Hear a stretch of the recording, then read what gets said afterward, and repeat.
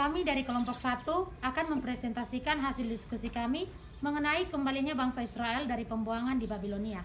Namun sebelum itu kami akan memperkenalkan diri kami. Nama saya Anissa Intan Marlisa Aume. Nama saya Abraham Dun. Saya Leroy Selan. Saya Nandria Dolfiseo. Nama saya Gera Detrona Noata. Saya Daniel Fredik Maro. Saya Herdina Meko. Saya Esther Marnita Tapui. Saya Jeniwati Rawoda. Saya Alinda Linome. Selamat menyaksikan.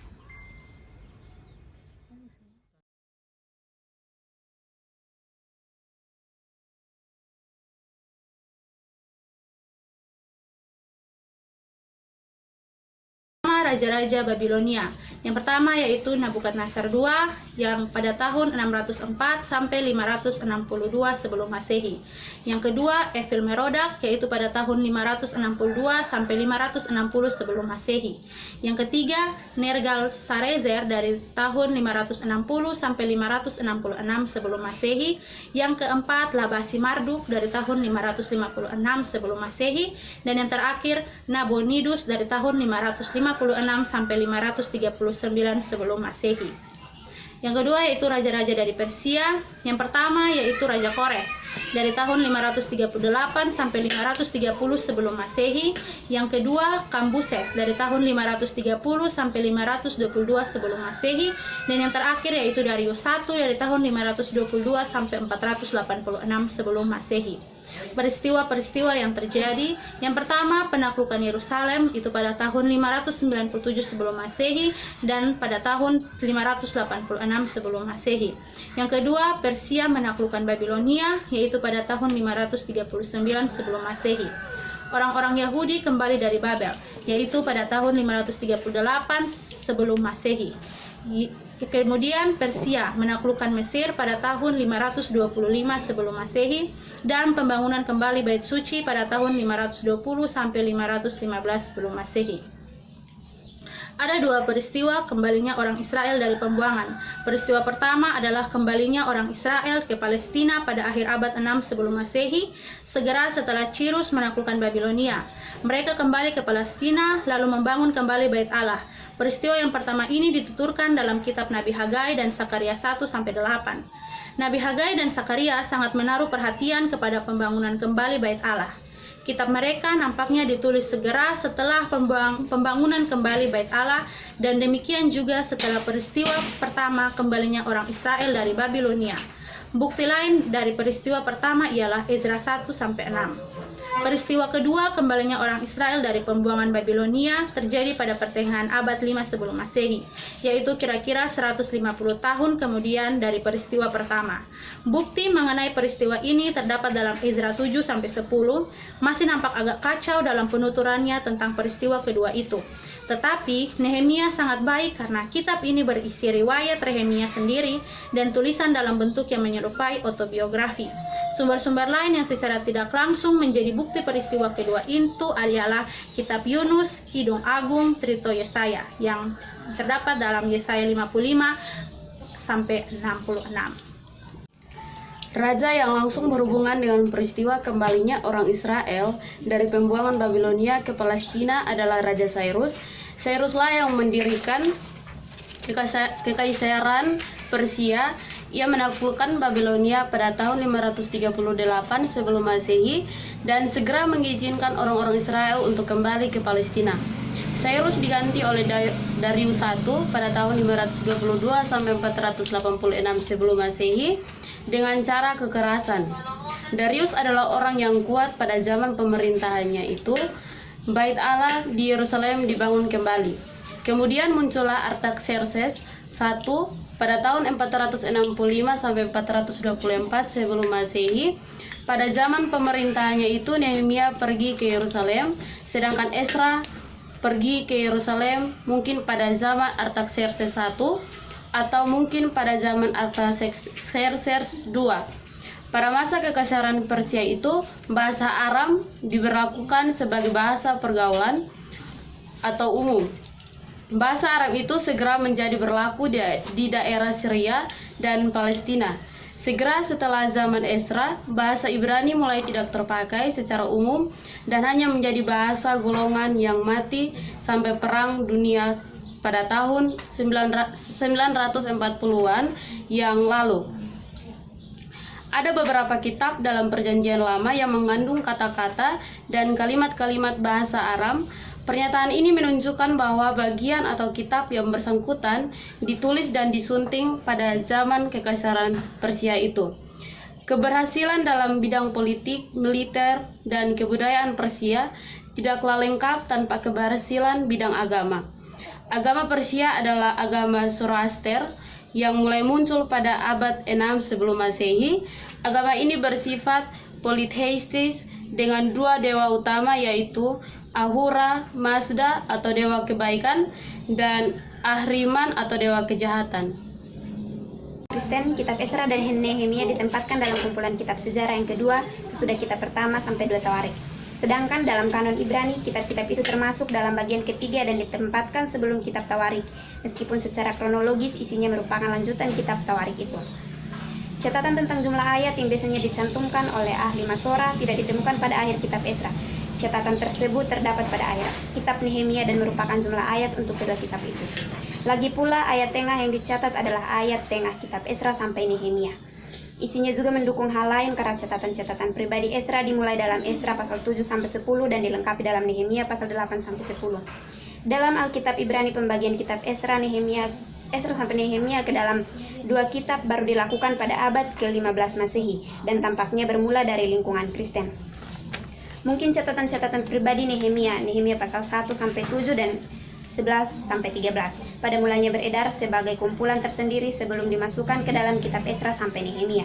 Kumpulan itu memang diberi judul sendiri, Riwayat Nehemia bin Hakhalia. Lagi pula, gaya serta bentuk sastranya sangat berbeda dengan kitab Esra sampai Nehemia. Selebihnya dan paling sedikit ada satu bagian utama yang diulang, yaitu daftar nama orang-orang yang kembali dari pembuangan, Esra pasal 2 dan Nehemia pasal 7. Di dalam Esra pasal 1 sampai 6 dicatat bahwa ketika Cyrus berhasil menaklukkan Babel pada tahun 536 sesudah Masehi, ia segera mengizinkan orang-orang Israel buangan untuk kembali ke tanah air mereka Palestina dan membangun kembali Bait Allah. Esra pasal 1 ayat 2 sampai ayat yang keempat. Orang-orang Israel itu kembali ke Palestina di bawah pimpinan Sesbasar. Namun dalam Esra pasal 3 nama Sesbasar tidak muncul dan tiba-tiba saja muncul nama Zerubabel dan Yesua sebagai pemimpin orang Israel. Merekalah yang memulai pembangunan kembali Bait Allah. Esra pasal 3 ayat 6 dan seterusnya. Di dalam Esra pasal 4, kedua pemimpin itu diceritakan sebagai yang mendapat tantangan dari lawan orang Yehuda dan Benyamin. Kelompok lawan itu berhasil menghentikan pembangunan kembali Bait Allah sampai kelak zaman pemerintahan Darius. Darius 1 522 sampai 486 sebelum Masehi. Di sini ia menyisipkan satu keterangan singkat tentang tuduhan terhadap orang Yahudi pada masa pemerintahan Ahasuerus. Xerxes 1 486 sampai 465 sebelum Masehi. Ayat 6. Setelah itu diberikan catatan singkat tentang surat berbahasa Aram yang dialamatkan kepada Artasasta I. Artaxerxes 1 465 sampai 424 sebelum Masehi. Ayat yang ke-7. Teks surat yang lain kepada Artasasta berkenaan secara lengkap. Ayat 8 sampai ayat yang ke-16 dengan jawabannya yang memerintahkan agar pembuangan dihentikan. Ayat 17 sampai ayat yang ke-22. Akibatnya pembangunan itu dihentikan secara paksa. Ayat yang ke-23. Oleh karena rumah Allah tersebut diselesaikan pada tahun 515 sebelum Masehi. Ketiga laporan yang terakhir tentu berhubungan dengan pembangunan tembok Yerusalem. Dalam Esra 5 dituturkan bahwa atas dorongan Nabi Hagai dan Sakaria, maka para buangan yang telah kembali ke Palestina dengan penuh semangat melalui lagi pembangunan kembali Bait Allah itu. Ini pun membangkitkan perlawanan baru dari para petentangan pembuangan itu. Dalam pasal 5 ayat 14-16 takkan bahwa Sesbasarlah yang memimpin usaha pembangunan kembali yang pertama atau pada zaman Cyrus, dan bahwa pembangunan kembali Bait Allah itu tidak pernah berhenti. Pasal 5 ayat 16. Lalu dekret Raja Cyrus dikutip lengkap dalam bahasa Arab pasal 6 ayat 1-5. Dan semuanya itu nampak memuaskan para penguasa sehingga pembangunan kembali Bait Allah dapat dirangkumkan dalam tahun 518 sebelum Masehi. Esra 6 ayat 15. Pada Esra 1-2, Kores Raja Persia saat itu mengeluarkan orang-orang Israel dari pembuangan. Mereka harus membawa perak dan emas, harta benda dan ternak. Esra 1 ayat 4, yang merupakan persembahan untuk pembangunan Bait Suci. Mereka adalah kepala kaum keluarga orang Yehuda dan orang Benyamin, para imam dan orang Lewi, yakni semua orang yang hatinya digerakkan Allah untuk berangkat pulang. Esra 1 ayat 5. Dengan suatu maklumat dari Kores Raja Persia. Esra 1 ayat 1-4. Pembesar Yehuda kembali ke Yerusalem dan membawa kembali semua perlengkapan rumah Allah yang telah diambil Nebukadnezar. Esra 1-2. Pada pasal 2 ayat 2 terdapat nama-nama orang yang pergi bersama Zerubabel, Yosua, Nehemia, Seraya, Reelaya, dan sebagainya. Sesampainya di Yerusalem mereka melakukan hal-hal berikut. Membangun kembali bait Allah di Yerusalem dalam Esra 1 ayat 1-4. Untuk menggenapi firman-Nya kepada Yeremia, dia menggerakkan hati Kores untuk mengeluarkan orang Israel dari pembuangan dan menyuruh mereka membangun bait Allah. Orang Israel menuruti perkataan itu dan beberapa kepala keluarga yang tak segan-segan mempersembahkan persembahan sukarela untuk pembangunan bait Allah. Esra 2 ayat 6. Setiap orang menetap di kota masing-masing. Esra 2 ayat 70.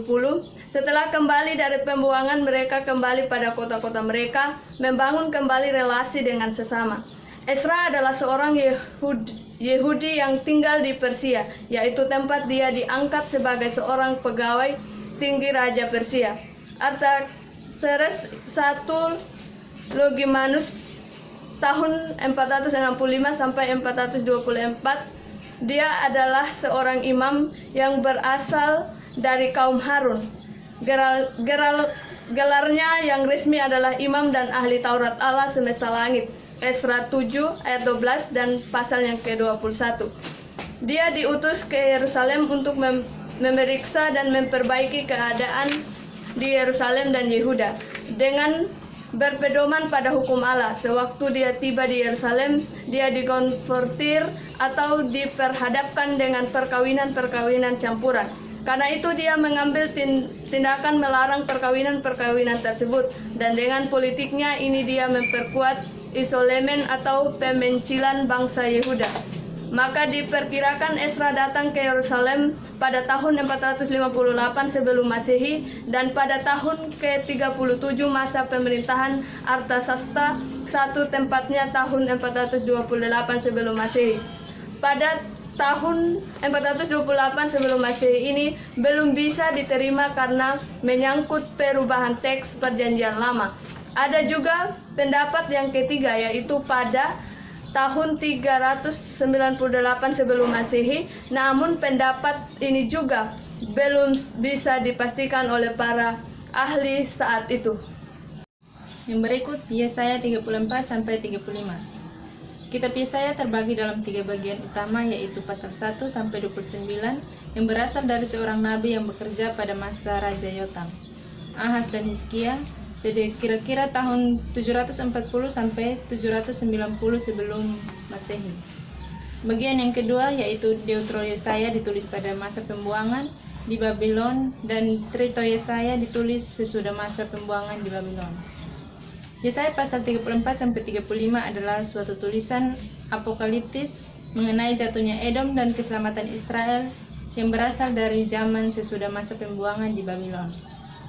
Pada Yesaya 34 sampai 35 menjelaskan bagaimana Tuhan menghukum bangsa-bangsa lain dan Edom serta nubuat keselamatan yang dibuat oleh Tuhan pada bangsa Israel. Bagian yang pertama mencatat hukum yang Tuhan berikan kepada bangsa-bangsa termasuk Edom, karena Edom melakukan pembalasan kepada kaum Yehuda dan melakukan kesalahan besar terhadap mereka. Kita bisa lihat dalam Yehezkiel pasal 25 ayatnya yang ke-12. Tuhan murka atas segala bangsa-bangsa dan hatinya panas atas segala tentara mereka. Ia telah mengkhususkan mereka untuk tumpas dan menyerahkan mereka untuk dibantai.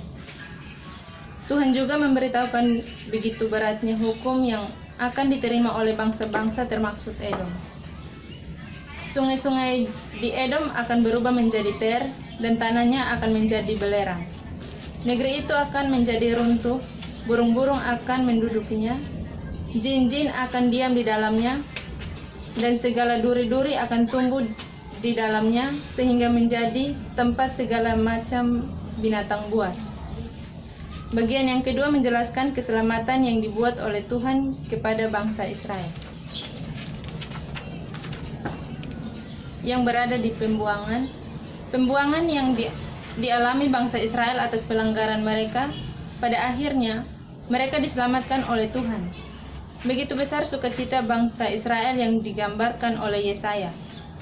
Padang gurun dan padang kering akan bergirang, padang belantara akan bersorak-sorak dan berbunga. Seperti bunga mawar, ia akan berbunga lebat dan bersorak-sorak. Kemudian Libanon serta Semara Karmel dan Saron Tuhan akan berikan kepadanya.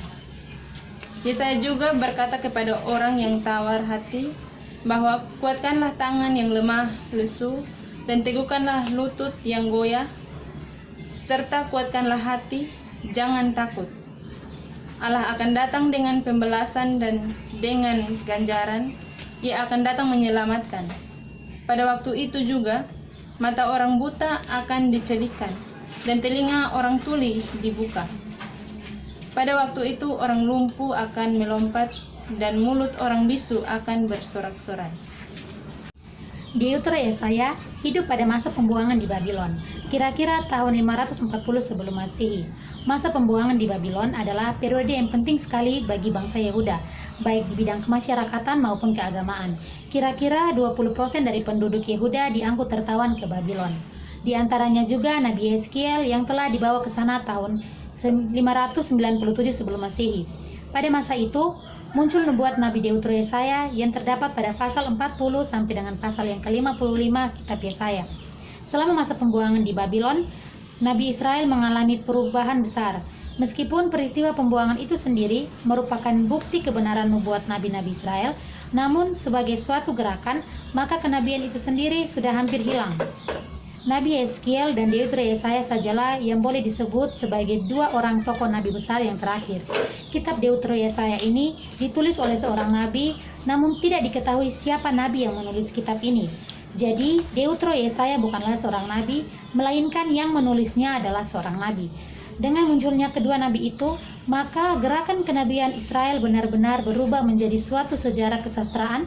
Sebelum tahun 586 sebelum Masehi, Yeskiel adalah seorang nabi yang lebih banyak memberitakan kutuk dan kehancuran Israel. Sedangkan Nabi Deutero Yesaya yang memang baru muncul setelah tahun 586 sebelum Masehi hanya menyampaikan berita harapan yang positif saja. Memang benar bahwa tidak semua nubuat mereka itu terpenuhi, tapi tidak dapat disangkal bahwa para nabi yang bekerja atau muncul tahun 586 sebelum Masehi lebih bernada gembira. Dan ketika nubuat-nubuat mereka ada yang tidak terpenuhi, maka nubuat-nubuat mereka berubah menjadi ucapan-ucapan apokaliptis atau jenis tulisan mengenai penyataan ilahi. Nebukadnezar Raja Babylon tidak bermaksud untuk menghancurkan orang-orang yang tertawan itu atau untuk menghapuskan kebudayaan mereka. Mereka boleh hidup di Babylon seperti orang-orang yang bebas. Nebukadnezar digantikan oleh Evil Merodak yang hanya memerintah atas Babylon selama 2 tahun. Sesudah dia, Raja Nergal-Sarezer naik tahta dan memerintah selama 4 tahun. Sesudah pemerintahan Raja Labasi-Marduk, Nabonidus menjadi raja karena dia selalu berkonflik dengan kaum imam di Babylon. Dia menarik diri kembali ke Tuna, lalu dia digantikan oleh Belsabar, raja terakhir negeri Babylon. Babylon direbut oleh Kores, raja Persia yang memberi izin kepada semua orang yang tertawan untuk kembali ke tanah air mereka. Tidak banyak diketahui mengenai segala apa yang terjadi di Yehuda yang Yerusalem pada masa pembuangan di Babylon. Sebagian besar dari penduduk Yehuda masih tinggal di sana. Bait Allah di Yerusalem yang merupakan simbol persekutuan Yehuda di bidang nasional dan agama dihancurkan oleh Nebukadnezar. Orang-orang yang telah mempercayai nubuat-nubuat Yeremia mencari jalan lain di bidang agama Yahweh. Orang lain jatuh kembali ke dalam kekafiran orang Kanaan sebab mereka mengira bahwa Yahweh tidak cukup kuat untuk mengalahkan Nebukadnezar. Orang-orang percaya yang tetap setia kepada Yahweh telah membina kehidupan persekutuan agamani yang baru dan itulah yang menjadi dasar kehidupan rohani. Sekitar dan di dalam sinagoge. Namun demikian, sesudah masa pembuangan di Babylon, Bait Allah dibangun lagi, teristimewa oleh karena rencana-rencana yang telah dibuat oleh Yeskiel di Mesopotamia. Dalam masa pembuangan di Babylon, itu Deutero Yesaya dipanggil untuk menghibur bangsa Israel dan untuk memberitakan bahwa Yahweh akan menyelamatkan umatnya. Allah adalah Allah yang maha kuasa kadit langit dan bumi dan Allah seluruh bumi. Karena itu dia berkuasa untuk memakai bangsa-bangsa lain sebagai alat-alatnya untuk menghukum bangsa Israel. Tetapi dia juga berkuasa untuk melepaskan bangsanya dari pembuangan itu. Deutero Yesaya telah melihat dengan jelas bahwa kerajaan Babylon makin hari makin lemah dan kerajaan Persia di bawah pemerintahan Raja Cyrus tumbuh menjadi suatu kekuatan baru di dunia Timur Tengah dan merupakan ancaman yang besar bagi Babylon. Oleh sebab itu Deutero Yesaya membuat jatuhnya Babylon dan melepaskan bagi Israel oleh Raja Cyrus, dan memang benar. Hal ini ternyata benar sebab sesudah jatuhnya Babylon ke tangan Persia, Cyrus mengizinkan bangsa Israel pulang kembali ke Yehuda. Tetapi orang Israel sendiri tidak mau mempercayai nubuat-nubuat Deutero Yesaya, sehingga dia terpaksa berdebat dengan mereka di pihak lain. Dalam kitab Deutero Yesaya ada suatu proses atau perkara pengadilan di mana Allah digambarkan sebagai seorang hakim yang akan mengadili antara Israel dan Babylon. Juga ada perkara pengadilan antara Yahweh dengan dewa-dewa Babylon. Hanya Yahweh Israel adalah Allah dan dewa-dewa lain adalah berhala-berhala saja. Bagi Deutero Yesaya, Allah adalah satu-satunya Allah dan pencipta langit dan bumi. Kedua konsepsi ini mau menekankan bahwa Yahweh memanglah Allah yang berkuasa untuk melepaskan bangsanya dari pembuangan ini. Deutero Yesaya mengenal bahwa sebagai Sang Kudus Israel, walaupun dia bersifat universalitas, Allah mau menyelamatkan bangsanya dari pembuangan di Babylon. Tetapi juga dia mau memakai bangsa itu sebagai terang bagi bangsa-bangsa lain. Tidak jelas mengapa kitab Deutero Yesaya dihubungkan dengan kitab Yesaya. Mungkin penulis kitab ini bernama Yesaya. Juga mungkin bahwa ada relasi rohani antara Nabi Yesaya dengan Deutero Yesaya. Jelas bahwa dia bekerja pada bagian terakhir masa pembuangan di Babylon. Jadi sebelum jatuhnya Babel tahun 538 sebelum Masehi, pasal 40 sampai 48 berasal dari waktu sebelum jatuhnya Babel. Dari pasal 49 sampai 55 pada umumnya sudah jatuhnya Babel. Di pasal 40 sampai 55 ada beberapa bagian yang tidak berasal dari Deutero Yesaya sendiri. Tetapi dari zaman sesudah masa pembuangan di Babylon, pasal 40 sampai 55 termasuk dalam bagian-bagian yang paling bagus dari perjanjian lama. Nabi itu percaya dengan pasti bahwa Yahweh, yaitu Allah kadit langit dan bumi, tidaklah meninggalkan bangsanya. Dia menitik berkat, ketinggian dan kebesaran Allah Yahweh tidak memerintah atas seluruh semesta alam saja, tetapi juga atas segala bangsa. Cyrus, Raja Persia, adalah hambanya yang melaksanakan kehendaknya dan melepaskan bangsanya. Dewa-dewa ini dipanggil berhala-berhala saja. Nabi ini sangat menghibur bangsa Israel yang berada dalam pembuangan, pasal 40 ayat 1 sampai dan seterusnya, dan dia memberitakan bahwa zaman keselamatan, sedangkan pasal 40 ayat 3 dan ayat 9. Struktur isi kitab Deutero Yesaya yaitu penghiburan dari Yesaya 40 hingga Yesaya pasal 66, yang dimana termasuk dalam pembebasan yaitu Yesaya 40 hingga Yesaya 48. Yang kedua, penghiburan dari Allah Yesaya 40 hingga Yesaya 41.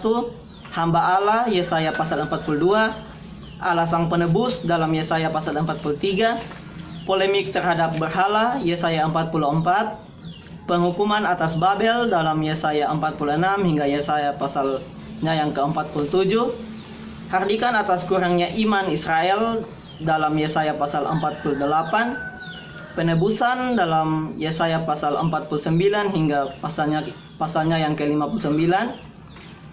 Lalu hamba Allah sebagai terang bagi bangsa-bangsa dalam Yesaya pasal 49, hamba Allah dilawan dalam Yesaya 50. Penghiburan Allah bagi Sion dalam Yesaya pasal 51 ayat 1 hingga pasal 52 ayat 12. Hamba Allah penebus umat dalam Yesaya 52 Yesaya pasal 52 ayat 13 hingga Yesaya pasal 53 ayat 12. Lalu warisan hamba Allah pada Yesaya pasal 54, dan yang terakhir kemurahan yang ditawarkan secara cuma-cuma dalam Yesaya pasal 55. Lalu ada 3 tema kitab Deutero Yesaya, yaitu yang pertama, satu keluaran baru. Di dalam menyampaikan beritanya, Nabi Deutero Yesaya banyak memakai bahasa gambaran. Yang menarik dari bahasa gambaran itu ada 2. Yang pertama adalah gambaran yang disampaikan untuk menceritakan Allah yang menciptakan langit dan bumi. Peristiwa penciptaan itu oleh Nabi Deutero Yesaya digambarkan sebagai kemenangan Allah dalam menghancurkan dewa kekacauan yang disebut Rahab, yaitu bisa dibaca dalam Yesaya pasal 51 ayat yang ke-9. Di sini, Nabi mengambil alih cerita mitos Babilonia terhadap kejadian langit dan bumi. Cerita itu kemudian diisi dengan isi yang baru yang berasal dari iman bangsa Israel. Peristiwa penciptaan itu juga digambarkan sebagai pemisahan air samudra raya yang kacau. Gambaran seperti itu terdapat pula dalam tulisan para imam di Kejadian, pasalnya yang pertama ayat 6 hingga ayatnya yang ke-8. Yang kedua, gambaran yang dipakai untuk menceritakan harapan Nabi tentang bebasnya orang Israel dari kuasa Babilonia. Pembebasan yang diharapkan itu diceritakan dalam bahasa gambaran yang sama dengan cerita keluaran atau Exodus dari Mesir. Bisa kita baca pada Yesaya pasal 41 ayat 17 hingga ayatnya yang ke-20, Yesaya pasal 43 ayat 19 hingga ayatnya yang ke-20, dan Yesaya pasal 49 ayat 10 hingga ayatnya yang ke-11. Itulah sebabnya pembebasan dari kuasa Babilonia yang dinubuatkan oleh Deutero Yesaya itu disebut Exodus yang kedua. Dengan bahasa gambaran itu, Nabi Deutero Yesaya hendak menyampaikan berita bahwa Tuhan tetap berkarya meskipun bangsa Israel ada di pembuangan. Tuhan sajalah yang dapat dan harus dipercayai. Israel tidak boleh percaya pada dewa Babilonia sebagaimana dulu Tuhan telah menolong Israel. Demikian juga pada zaman pembuangan itu Tuhan akan tetap menolong Israel. Dengan demikian, jelaslah bahwa Deutero Yesaya berusaha meyakinkan Israel agar tetap berpegang kepada Tuhan saja. Berita itu nampak sangat tepat di tengah-tengah kehidupan agama yang polytheistis di Babilonia. Untuk menonjolkan beritanya itu, Nabi Deutero Yesaya banyak kali berbicara tentang kuasa Tuhan. Untuk melukiskan kuasa Tuhan itu, Nabi memakai beberapa kata secara silih berganti, yaitu Tuhan mencipta, membuat, membentuk, dan menyelamatkan serta menebus. Kedua, hamba Tuhan. Pada bagian ini terdapat 4 perikop yang berjudul Nyanyian Sang Hamba. Perikop-perikop sebagai berikut. Yang pertama, dalam Yesaya 42 ayat 1-7, hamba Tuhan dipanggil oleh Allah dan mendapat daripadanya roh untuk menyatakan hukum Allah kepada bangsa-bangsa lain. Kedua, Yesaya 49 ayat 1-6 dan 7, hamba Tuhan dipanggil oleh Allah untuk mengembalikan Israel ke tanah air mereka, dan mereka harus menjadi terang bagi bangsa-bangsa. Ketiga, Yesaya 40 ayat 4-9, hamba Tuhan itu sendiri mengatakan bahwa bangsa itu tidak mau mendengarnya sehingga mereka memukulnya, dan oleh karena itu dia menjadi malu, tetapi dia percaya bahwa Allah akan menolongnya. Keempat, Yesaya 52 ayat 13-53 ayat 12, hamba Tuhan itu digambarkan sebagai seorang yang menderita untuk keampunan dosa Israel. Yang dimaksud dengan hamba Tuhan ini ada beberapa interpretasi. A. Interpretasi individual atau perorangan. Ada beberapa ahli yang berpendapat bahwa hamba Tuhan itu ialah seorang pribadi saja. Misalnya Raja Cyrus atau Nabi Yeremia atau Yoyakim dan lain-lain. B. Interpretasi kolektif atau kelompok. Ada beberapa ahli berpendapat bahwa hamba Tuhan itu adalah personifikasi bangsa Israel. C. Interpretasi sisa Israel. Ada juga beberapa ahli yang berpendapat bahwa hamba Tuhan itu adalah sisa Israel yang tetap setia kepada Yahweh juga dalam masa pembuangan di Babilonia. Namun sulit bagi untuk dipastikan siapa yang dimaksudkan dengan hamba Tuhan itu. Yang jelas ide atau gambaran tentang hamba Tuhan itu bukanlah ide yang baru ada pada zaman Deutero Yesaya. Ide itu sudah ada jauh sebelum Deutero Yesaya ada, terutama dalam pengalaman para nabi sebelum zaman pembuangan. Sedangkan uraian tentang hamba Tuhan yang berkembang dari nyanyian pertama sampai dengan keempat menunjukkan adanya perkembangan ide kehambaan itu sendiri.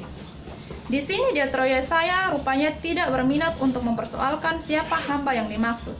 Yang lebih memenuhi pikiran nabi adalah kehambaan itu sendiri.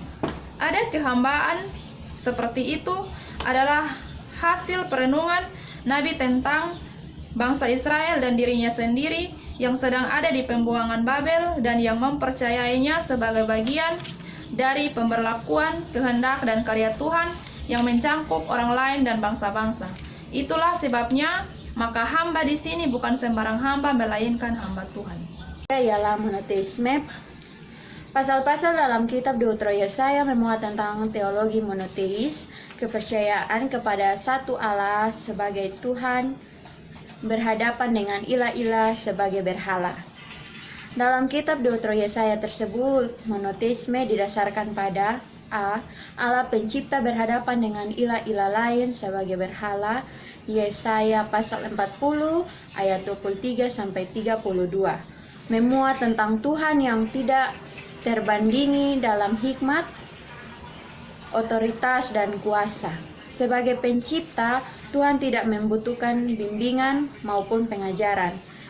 Tuhan berbeda dengan ilah Babilonia, yaitu Marduk yang walaupun dipercaya oleh orang Babilonia sebagai Allah pencipta, tetapi memiliki majelis ilahi yang politeis.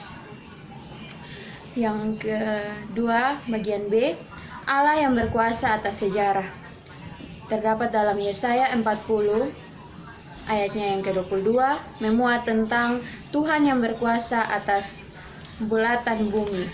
Sebagaimana kemenangan dan kejayaan Persia berkuasa atas wilayah timur dekat kuno, termaksud Israel yang terbuang sebagai keberhasilan Allah yang mereka sembah. Namun bagi Deutero Yesaya, dewa-dewa itu adalah Baal yang kekuasaan dan kekuatannya adalah hampa dan kejijikan.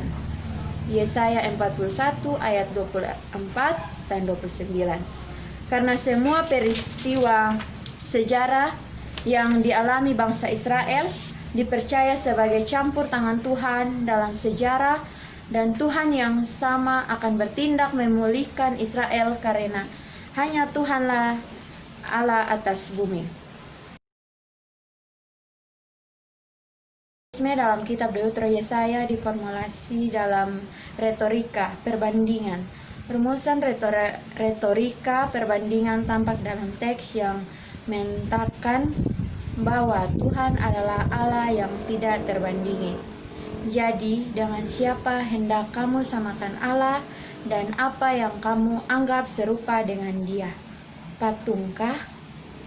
Dalam Yesaya 40 ayat 18 dan 19, siapakah seperti aku? Biarlah ia merukannya. Kamulah saksi-saksiku. Adakah Allah selain daripadaku? Tidak ada gunung batu yang lain, tidak ada ku kenal. Yesaya 44 ayat 7-8. Kepada siapakah kamu hendak menyamakan aku, hendak membandingkan dan mengumpamakan aku, sehingga kami sama? Orang mengeluarkan emas dari dalam kantongnya dan menimbang perak dengan dacing. Mereka mengupah tukang emas untuk membuat Allah dari bahan itu. Lalu mereka menyembahnya, juga sujud kepadanya. Yesaya 46 ayat 5-6. Terima kasih. Salam.